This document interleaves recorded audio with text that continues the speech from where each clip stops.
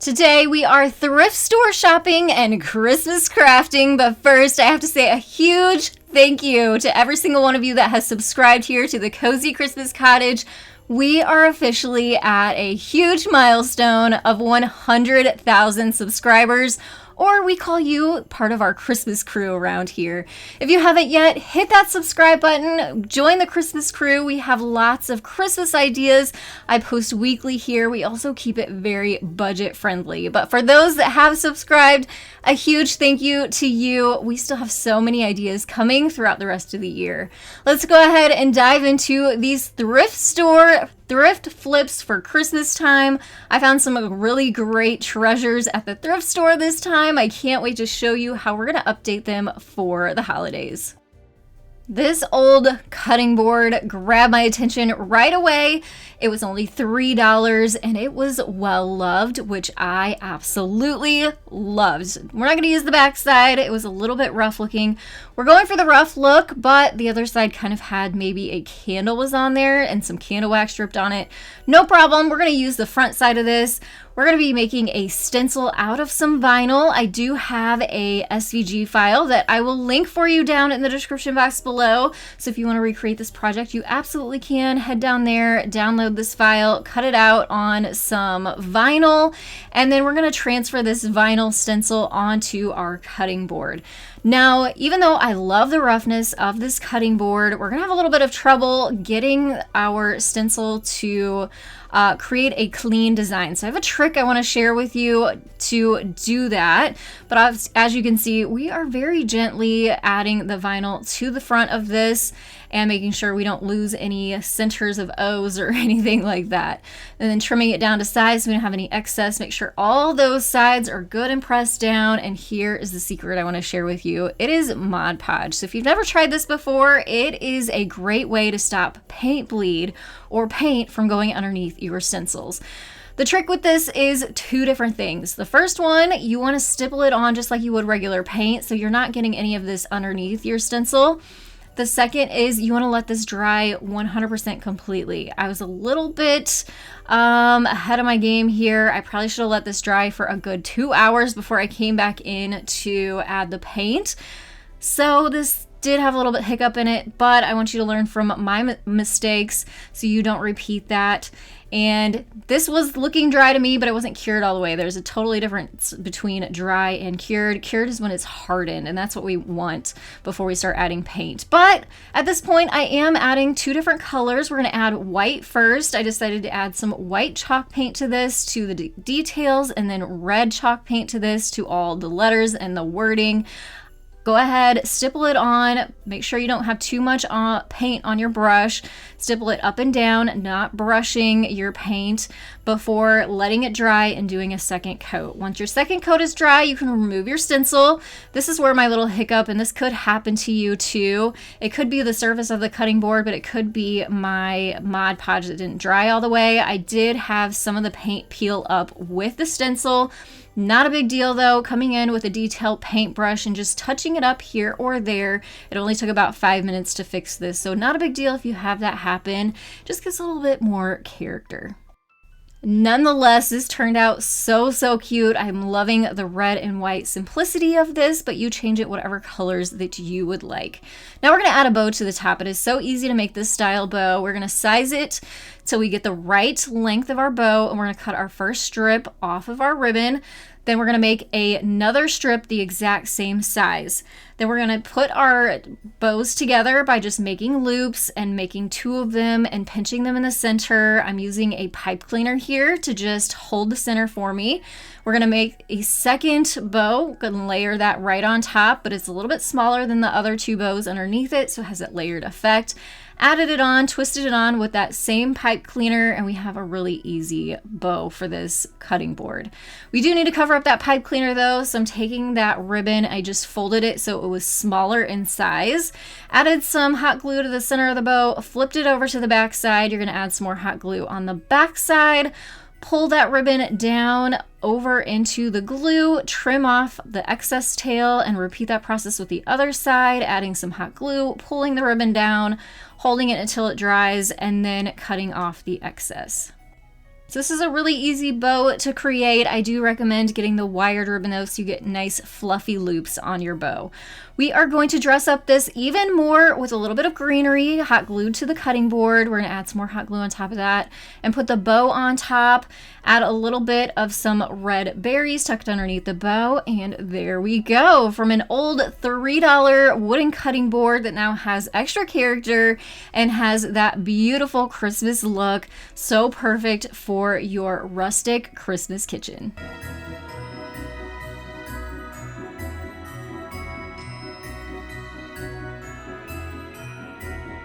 Thrift stores never fail to have a nice selection of glassware, and I was just pulled immediately to this gorgeous cut glass bowl. It has the gold bottom on it.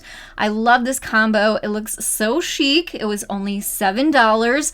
We are just gonna make this a very simple Christmassy bowl. I did clean it up really, really good first, and then using some greenery, we're gonna tuck it to the sides to add that Christmas tree, fir tree look, and then just fill your bowl with whatever kind of fillers that you have on hand or something kind of Christmassy. These were some bowl fillers that I got from Target that I already had, so I put those in the bottom. We're gonna dress it up a little bit more with some pine cones. And then you can also add ornaments to this if you want, some ribbon to this, some fairy lights would be really, really pretty.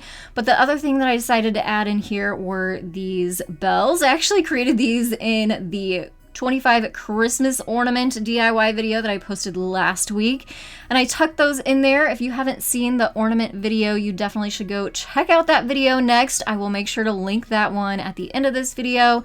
If you need Christmas ornament ideas, that one is full of such great ideas, and these bells are just one of them. I found this old Hobby Lobby wood sign at the thrift store for only $4, but maybe you already have one in your home, or wait until Hobby Lobbies go on sale for 90% off like they just did. I think they do it a couple times a year, so keep your eyes out. And I found this one, so I thought, let's turn this one into a Christmas sign.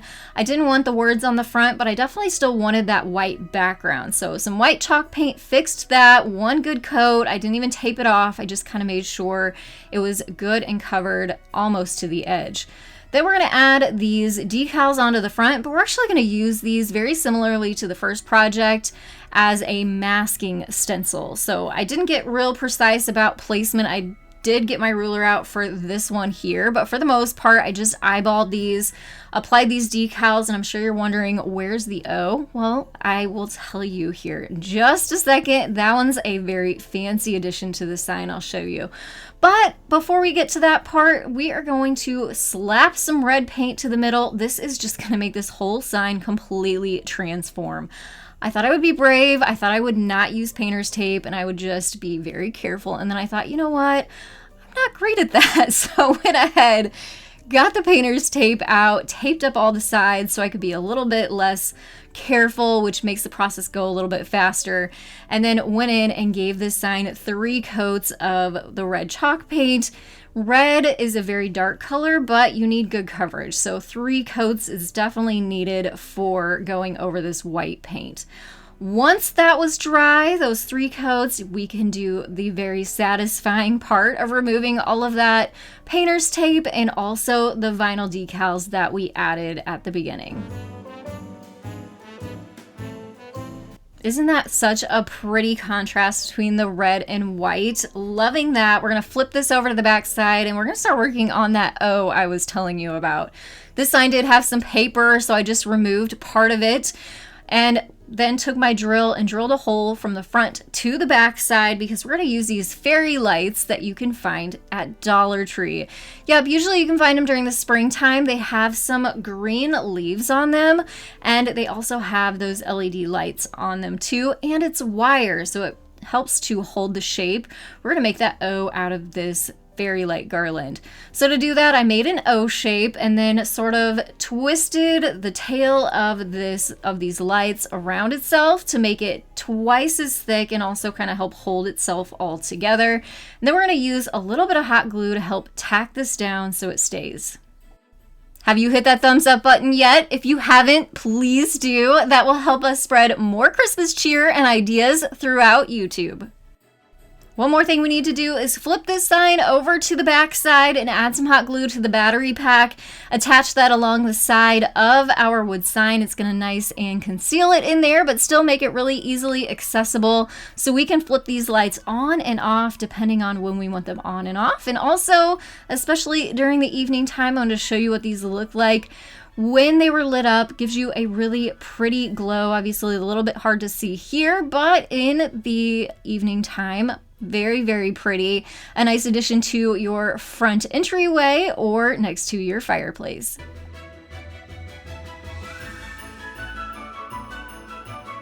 I have always wanted one of these, well, an older one anyway, like this one, and I found it. It was only $1 at the thrift store. Great find.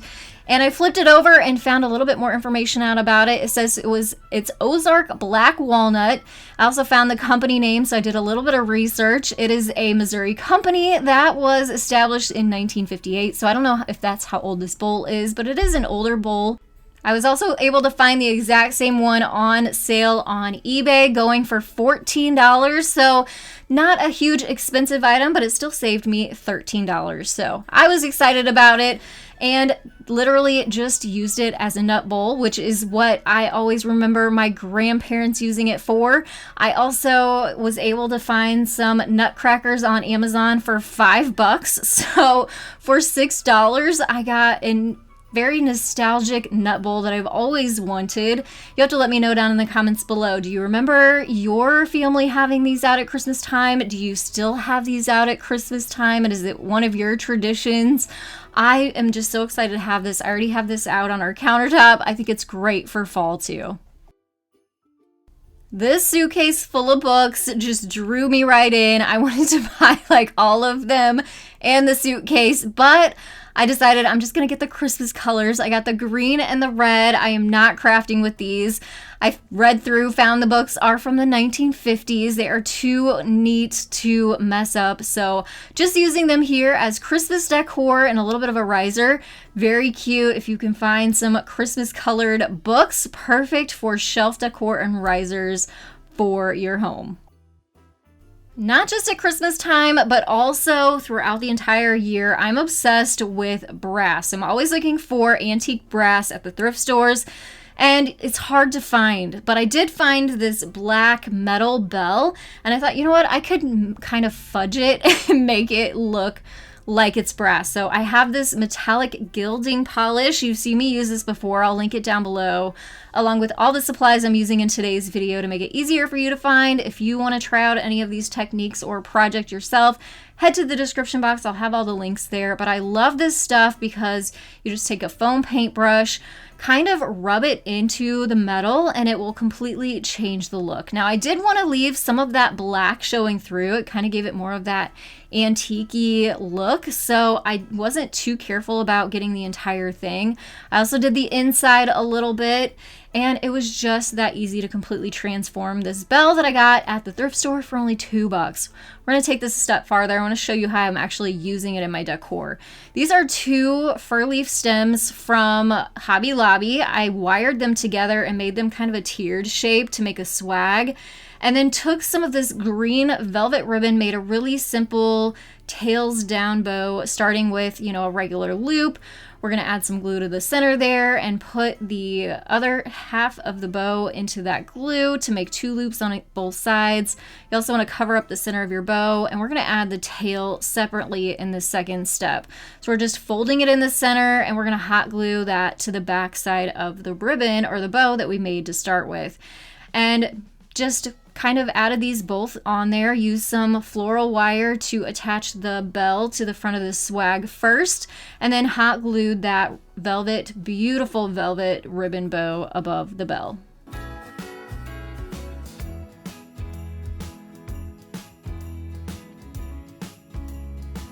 And here's a little trick and tip too. I took the stems of the greenery and just bent them backwards in a U shape, and it made a little hook for me to then be able to add these onto this lantern that I keep by the fireplace.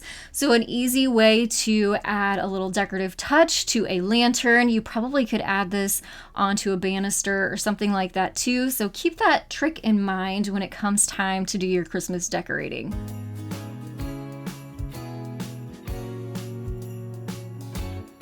I am sure you're all in the Christmas spirit now and looking for more ideas. Well, I've made it easy for you. Click on one of the photos popping up on your screen and I'll see you there.